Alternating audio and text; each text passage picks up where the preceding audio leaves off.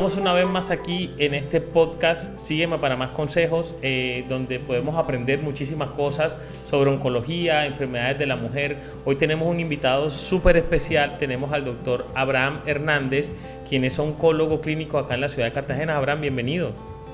Hola Camilo, muchas gracias por la invitación. Hombre, siempre un placer para mí, gracias por haber aceptado esta invitación, por venir acá a compartir de todo lo que tú sabes, de todo lo que tú conoces y de todas las cosas que nosotros como oncólogos, en mi caso ginecólogo, en el tuyo clínico, hacemos día a día, porque esto es más, un día a día es un espacio para que las personas del común y también los médicos que nos ven aprendan sobre lo que nosotros hacemos. ¿Listo? Entonces vamos a empezar. ¿Quién es el doctor Abraham? ¿De dónde es el doctor Abraham? Cuéntame sobre tu vida.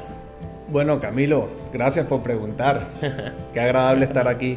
Mi nombre es Abraham Hernández, yo soy médico oncólogo, yo soy cincelejano, nací en Cincelejo. Hice medicina en el Rosario, en Bogotá.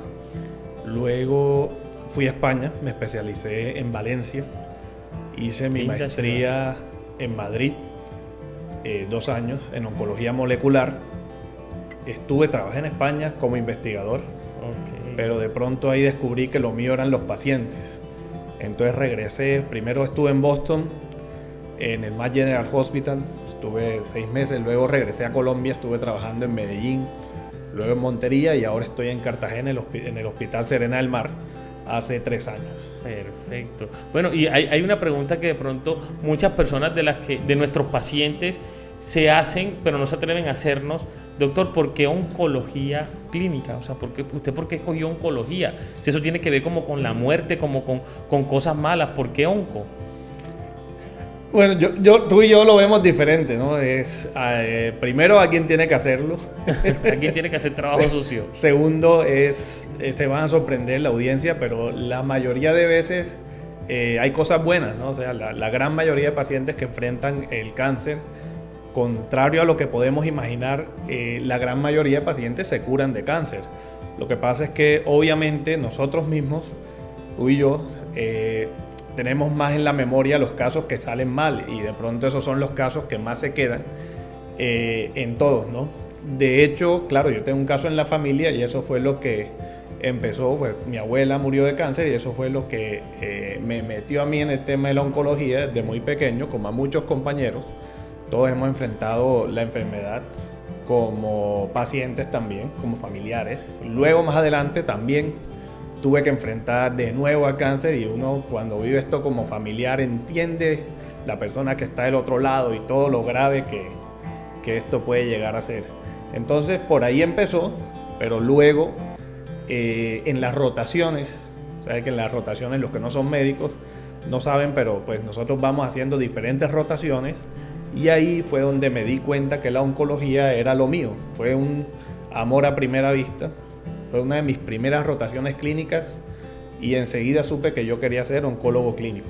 Fue muy rápido. O sea, la oncología, tanto como la médica como la quirúrgica, es realmente algo de grandes desafíos. Es como lo macro, lo más difícil, lo más complejo de hacer. Y esas son cosas que de pronto a algunos médicos no les gusta tanto, pero la gran mayoría de los que nos dedicamos a la parte de oncología sí nos gusta muchísimo. Bueno, vamos a hablar ahora, Abraham, un poco de lo que es, bueno, en realidad yo quisiera tratar muchísimas cosas de oncología y creo que de pronto se le van a quedar debiendo a la audiencia muchas cosas de oncología general, pero en lo que a mí me atañe, como yo soy ginecólogo oncólogo, pues me gustaría hablar más que todo de los cánceres ginecológicos, que son los que tú y yo manejamos en conjunto, como es el cáncer de ovario, por ejemplo, las pacientes con cáncer de cuello uterino, algunas pacientes con cáncer de endometrio, algunas personas que son, digamos, en edad reproductiva jóvenes, que van a quimio, que tienen que vivir como esta parte, ¿vale?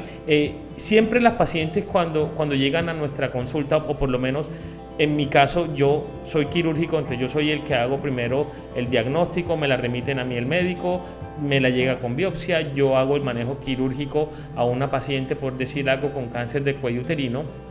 Y la paciente sale con un ganglio positivo o sale con una histología adversa que amerita manejo con quimioterapia. Y la primera pregunta que me hacen: doctor, ¿me tengo que hacer quimio ¿por qué ese temor a la quimio? O sea, ¿tú por qué crees o lo ves como oncólogo ese temor a la quimio? Y de pronto vamos a aclarar a la gente las bondades que tiene la quimio y como para que le vayan perdiendo un poquito como ese miedo y esa cosa de que quimio no es que yo me voy a morir o es que ya no hay nada que hacer, doctor. Porque ese es como el mensaje que algunas pacientes tienen en su día a día. Sí, desafortunadamente el miedo es el principal enemigo del oncólogo, diría yo. Nuestro principal enemigo es el miedo. Las pacientes tienen mucho miedo y miedo de consultar. Por eso muchas veces tenemos estos diagnósticos tan tardíos, que a veces la paciente por miedo a que le digan la enfermedad, pues tiene un síntoma y no consulta. El médico que la ve por temor a que le digan ¿por qué pediste este examen? ¿Por qué pediste un TAC? ¿Por qué pediste tanto? Le da miedo y entonces no hace lo que está entrenado para hacer, sino que tiene miedo que en el sistema de salud se le vea como un médico que pide muchos exámenes. Entonces tiene miedo de remitirla a ginecólogo oncólogo, que el ginecólogo oncólogo de pronto le dice, ¿por qué me mandas a esta paciente si no era para mandarla? Entonces esta suma de estos miedos resulta en la catástrofe que vemos todos los días. Y el miedo a la quimioterapia viene siendo este otro miedo, ¿no? Cuando ya superaron las barreras de ir a consulta, superaron las barreras administrativas, por fin están en la consulta del oncólogo, pero ahora tienen miedo de el tratamiento que les va a ayudar, el tratamiento que va a salvar tu vida, además de la cirugía, porque pues con la cirugía es parte del proceso. La mayoría de pacientes se curan en la cirugía, pero luego hay que consolidar esa curación con la quimioterapia. Lo que no sabe mucha gente es que si no hacemos la quimioterapia o el tratamiento complementario, la radioterapia, la enfermedad regresa. Okay. Porque pues no queda totalmente curada. Sí, eso es algo que quizá sea difícil de entender para las personas de común, pero yo creo que eso hace parte de nuestro ejercicio y de nuestra rutina día tras día. O sea, hacer que esa paciente que enfrenta una enfermedad oncológica, que esa palabra cáncer que machaca tanto en la cabeza, entienda la importancia de la quimioterapia. Tú tocaste algo súper importante y de pronto, así como si se lo estuviéramos explicando a un interno, o sea, ¿qué hace la quimio en el cuerpo? ¿Cuál es el papel de la quimioterapia en el cuerpo humano ante el cáncer, que es su célula pues, de principal objetivo, target o para atacar? ¿Y qué pasa con las otras células del cuerpo? Sí, las quimioterapias son sustancias que usamos. No son diferentes a los sueros que normalmente se aplican para cualquier otro medicamento. Es una bolsa de suero. Estas sustancias pues entran al cuerpo y van a pasar por todo el cuerpo, eliminando las células que crezcan rápidamente, principalmente las células cancerosas. Este proceso lleva a la eliminación de las células tumorales y desafortunadamente la mayoría de quimioterapias no pueden distinguir entre las células sanas y las células malignas. Por lo tanto, también hay unos efectos secundarios asociados a los tratamientos, efectos que en su mayoría son transitorios y generalmente son efectos leves, que además podemos controlar. No hay que tenerle miedo a estos tratamientos y además contamos con unos nuevos tratamientos que son capaces de diferenciar entre las células tumorales y las células normales, por lo tanto, no tienen los efectos secundarios que tenían otros tipos de quimioterapias que usábamos más en la antigüedad. Cada vez tenemos mejores tratamientos porque son más efectivos y menos tóxicos. Ahora, la gente también le cuesta mucho entender que el tratamiento menos tóxico es el más efectivo. Eso, ¿qué pensaría uno? Entre más tóxico, más potente es. No es así.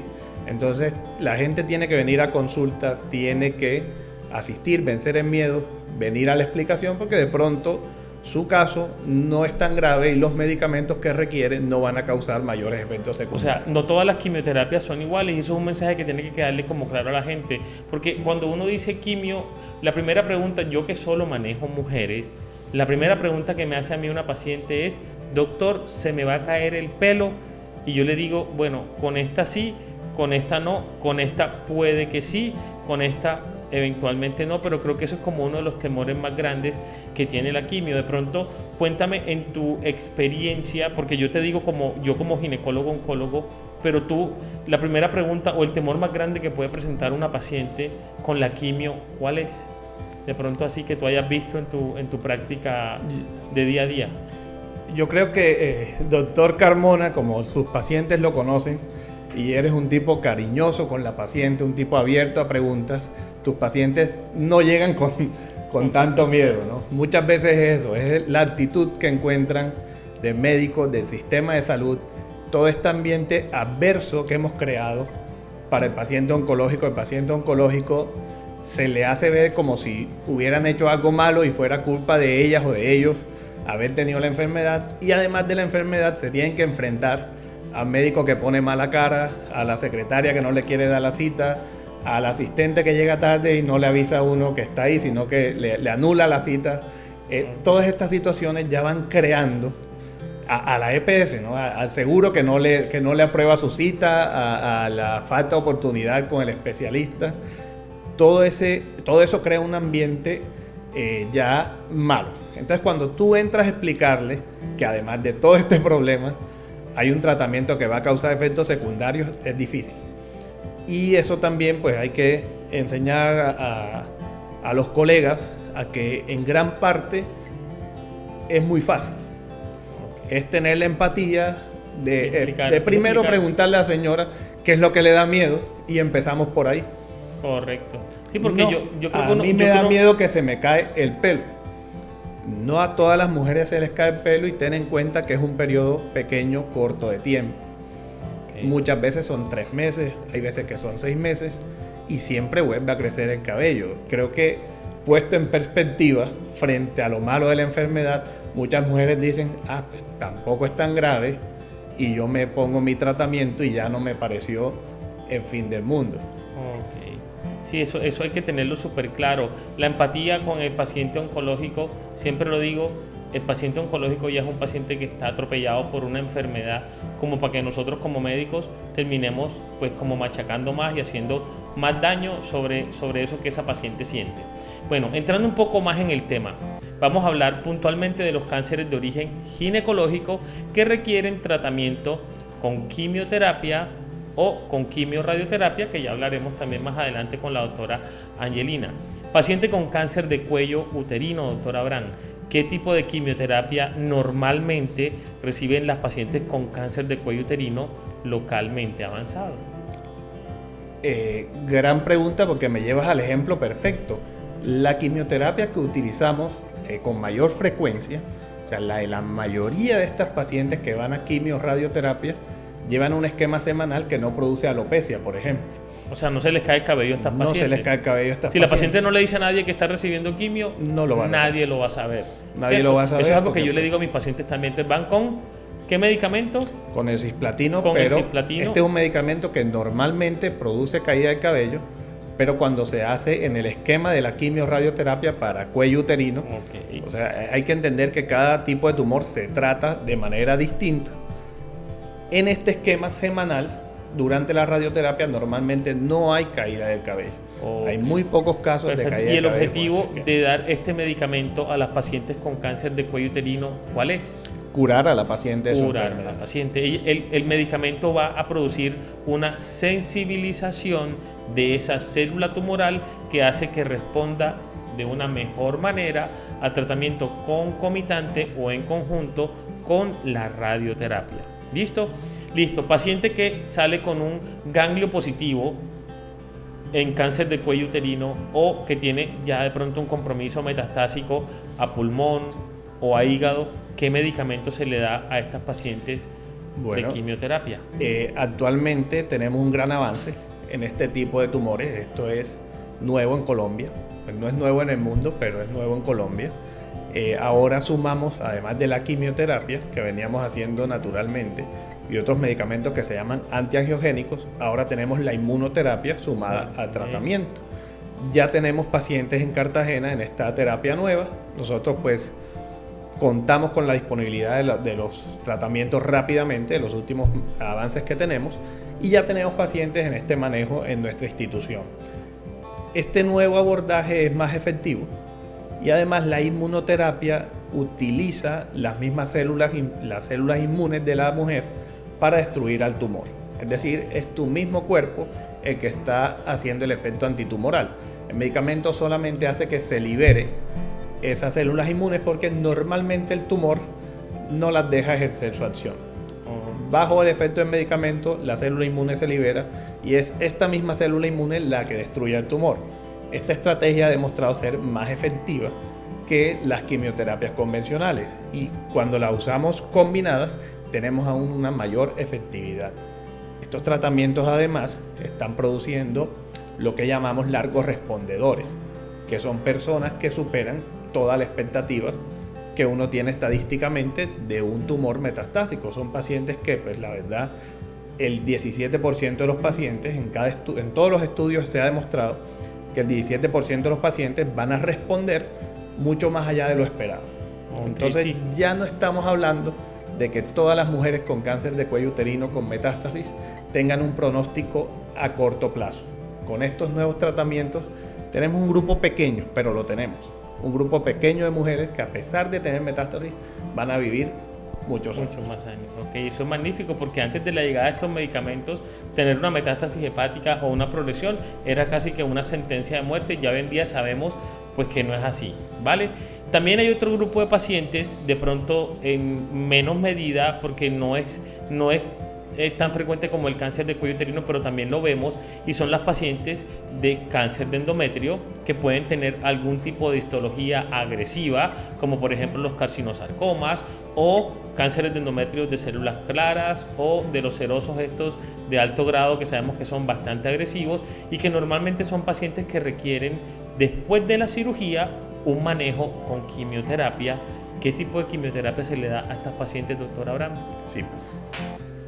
La quimioterapia de endometrio suele ser quimioterapia basada en platinos y taxanos. Esta se da cada 21 días. Acá sí se produce alopecia, pero son periodos cortos, generalmente son 6 aplicaciones, es decir, 5 meses. Y acá también tenemos ahora la llegada de la inmunoterapia. No es para todos los casos, pero haciendo una serie de pruebas moleculares podemos encontrar los casos de esas mujeres que sí se benefician de la inmunoterapia. Y en estas mujeres podemos hacer tratamientos libres de quimioterapia. Es decir, hoy por hoy no todas las mujeres con cáncer de endometrio necesitan quimioterapia. Y en esas mujeres estamos viendo respuestas espectaculares, mejor que en cervix. O sea, estamos viendo unas muy buenas respuestas en un gran porcentaje de las mujeres. Además que son mujeres que no van a requerir quimioterapia en su tratamiento. Entonces son avances espectaculares. Ya estamos viendo que hoy en día cada vez lo vemos más, ¿no?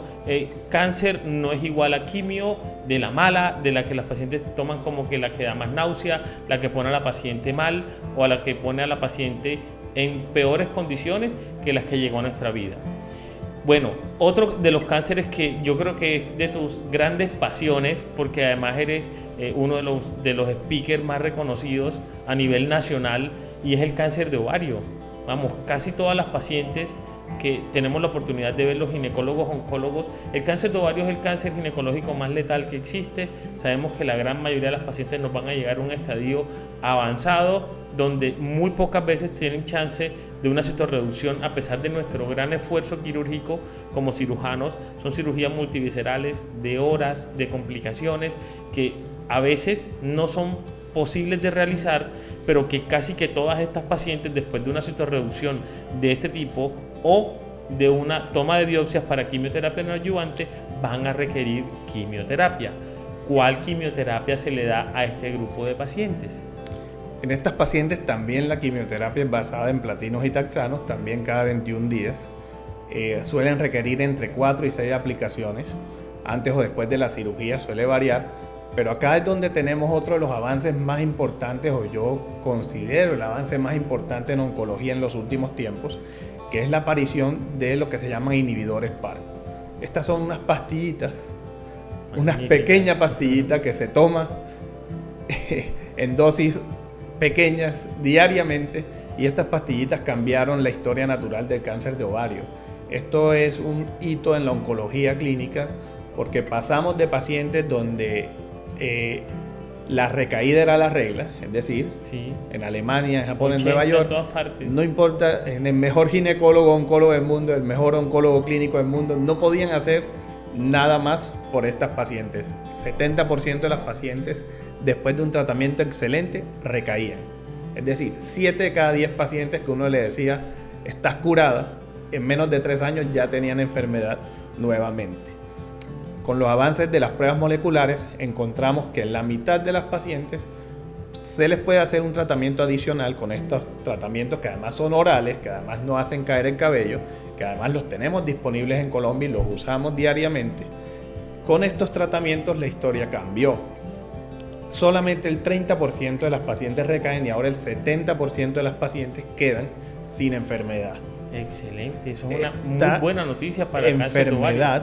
Cáncer de ovario era una enfermedad que se aceptaba, que lo que vivía una mujer con cáncer de ovario normalmente con cáncer de ovario avanzado, eran normalmente 36 meses, 38 meses. Hoy en día estamos viendo sobrevidas de 80, 90, 100 meses y contando porque pues las pacientes están bien.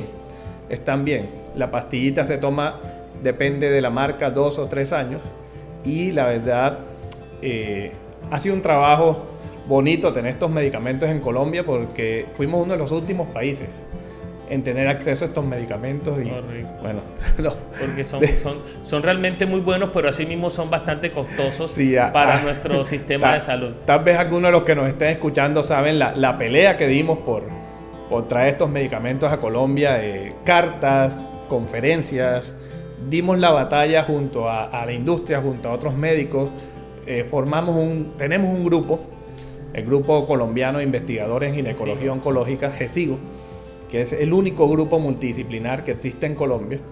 Lo fundamos hace 6 años y hemos venido trabajando por las pacientes y uno de los frutos ha sido esto, ¿no? El acceso a nuevos medicamentos que ya están disponibles en todos los países, pero que en Colombia nos resistíamos por motivos que no vamos a entrar. Nos resistíamos a darle la oportunidad a las pacientes. Hoy en día estos medicamentos están disponibles y los utilizamos en todo el país y tienen acceso a él las pacientes de régimen subsidiado también. De todos, sí, de todos los estratos. Nuestras pacientes tienen acceso a este tipo de... Y finalmente, Abraham, en cáncer de mama, yo creo que, son contadas las pacientes que de pronto con la cirugía quedan, pero muchas de las pacientes van a recibir quimioterapia, bien sea antes de la cirugía o después de la cirugía. ¿Cómo se maneja esto en cáncer de mama? La quimioterapia en cáncer de mama muchas veces es fundamental, pero afortunadamente, digamos, también tenemos muchos casos de cáncer de mama que no necesitan quimioterapia. Tenemos en cáncer de mama también otros tratamientos orales. Tenemos en cáncer de mama anticuerpos monoclonales que nos permiten, estos no dan alopecia y son más efectivos que las quimioterapias. Para el caso de la enfermedad HER2 positiva, tenemos muchísimos avances, tratamientos muy efectivos que no tienen mayores efectos secundarios. Es decir, el cáncer de mama creo que tiene más avances que el cáncer ginecológico. Es una patología que hoy en día manejamos muy bien y que la mortalidad ha disminuido significativamente en el mundo. Desafortunadamente nosotros en Colombia aún tenemos un porcentaje muy alto, inaceptable, de pacientes diagnosticadas en estadios avanzados. Igual que ocurre con el cuello uterino, o sea, nosotros decimos, wow, ¿cómo es posible que en Colombia más de 3.000 mujeres pierdan la vida todavía por una enfermedad que debe ser detectada en estadios iniciales? Pero bueno, son cosas que pasan y son, digamos, como gajes del oficio, políticas públicas que deberían mejorar en la detección temprana, en tamizaje y en un poco mejorar el acceso a los servicios de salud. 2 cositas para finalizar, Abraham. La primera, ¿qué consideraciones o qué le podrías decir tú a una paciente que tiene indicado realizarse quimioterapia, sea cual sea el escenario clínico en el cual caiga, de mama, de ovario, de endometrio, que su cirujano le diga, señora, usted necesita quimio, el oncólogo después la ve y le dice, señora, usted necesita quimio, y esa paciente dice, doctor, yo no me voy a hacer quimio o yo no me quiero hacer quimio porque eso me va a poner peor? ¿Qué le puedes decir tú como oncólogo clínico a ese grupo de pacientes que sabemos que no son infrecuentes en nuestra práctica? Es un reto, ¿no? Pasa todos los días. El principal motivo es la desinformación. Yo invito, de verdad invito, póngase la mano al corazón, las personas que no son expertas en esto, por favor, absténganse de dar estas recomendaciones. Lo veo todos los días. Tenemos que ser responsables. Hoy en día todos podemos acceder a una red social y decir lo que queramos decir, pero por favor, si no son expertos en el tema, es mejor, porque la gente no entiende el daño que sí, a veces hace uno eso. busca seguidores, dice un tema muy controversial, pero la que sufre es la señora que llega a mi consulta confundida, porque alguien que no es el experto le habló muy mal de la quimioterapia. Es un mensaje más para la sociedad en general. Tenemos que arropar al paciente con cáncer, ayudarle a vencer el miedo, no desinformar. No desinformemos, porque esta desinformación, que mucha gente lo hace no sé, por idiosincrasia, termina costando vidas. El no hacerse la recomendación de un tratamiento oncológico resulta normalmente en la muerte del paciente.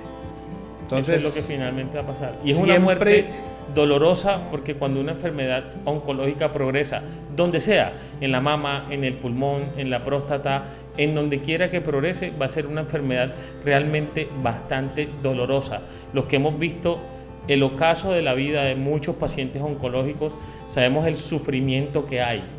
Entonces la invitación yo creo que sería como para que, hey, si está indicado, por favor, déjense guiar por su médico tratante y por el experto, si nosotros, que a juicio clínico bien nosotros hacemos un recomienda eso. juramento y tenemos que respetar la autonomía del paciente. Nosotros yo no puedo tomar decisiones por los pacientes. O sea, yo no puedo decirle, ¿Qué hacer? señora, hágase la quimioterapia. Tengo que respetar la decisión personal. Sí le explico muy bien, siempre que me encuentro con este problema, trato de explicarle todos los beneficios y explicarle claramente los riesgos de tomar una de estas decisiones. Sin embargo, respetamos las decisiones de los pacientes. Okay. No podemos cambiar las decisiones, tenemos que respetarlas, y también la buena práctica clínica implica respetar la autonomía del paciente. Perfecto. Y otras cosas que de pronto preguntan mucho los pacientes, ya esto, pues sí, la parte final, ¿qué cosas no farmacológicas pueden utilizar los pacientes que están sometidos a quimio, cualquier tipo de quimio, para disminuir la sintomatología adversa que esto puede tener? Por ejemplo, náuseas, vómitos, que la pérdida de peso, que estas cosas, o sea, qué cosas de pronto están avaladas o tienen, digamos, como Sí. un rigor científico un poquito mejor, o algún tipo de suplemento que uno puede decirle a un paciente, mire, use esto, póngase aquello.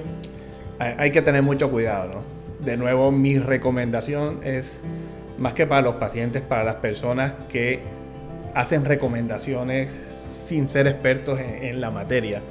Por favor, absténganse de recomendar tratamientos si no son expertos en esta materia. A veces las sustancias que utilizamos para disminuir los efectos secundarios resultan en una mayor progresión tumoral o en un fortalecimiento del tumor, o evitan el efecto de la quimioterapia. La quimioterapia lo que quiere es un ambiente oxidativo, por ejemplo, el uso de estos antioxidantes que se venden tantos a altas dosis intravenosas, pues pueden bloquear el efecto de la quimioterapia o ayudar a la metástasis tumoral. Es como si tú tienes ahí un pequeño incendio y le pones Gasolina. algo para que suba. Entonces la recomendación es no automedicarse. Pregunten, pero lo más importante en esta recomendación es para el oncólogo. Si tu paciente te tiene miedo, no te va a decir qué está usando. Yo normalmente me entero de que yo creo que por lo menos el 60% de mis pacientes utilizan algún medicamento homeopático. Y se lo suspendo, pero porque me lo dicen. Correcto. Pregúntate, compañero, si tú sabes qué sustancias están utilizando tus pacientes. Si no te tienen la confianza de decírtelo, tal vez no les puedes ayudar. Vale. Los que venimos de fuera sabemos y hemos visto que los tratamientos en Colombia no rinden igual que en otros países. Y en gran parte, pues, la impresión de varios de nosotros es que es este uso de automedicamentos, de toda esta cultura de de todas estas cosas que se de usan automedicarse, de tomar indiscriminadamente. Entonces, Ok. mucho ojo con eso. Vale, listo, Abraham. Y muchísimas gracias por haber sacado parte de tu tiempo, por venir a compartir con nosotros parte de tu experiencia, de tu conocimiento, que sabemos que es bastante amplio, y por venir a informar a muchas de las pacientes que nos ven aquí, y para todas las que nos ven a nosotros aquí. Ya sabes, si quieres saber más, sígueme para más consejos. Muchas gracias.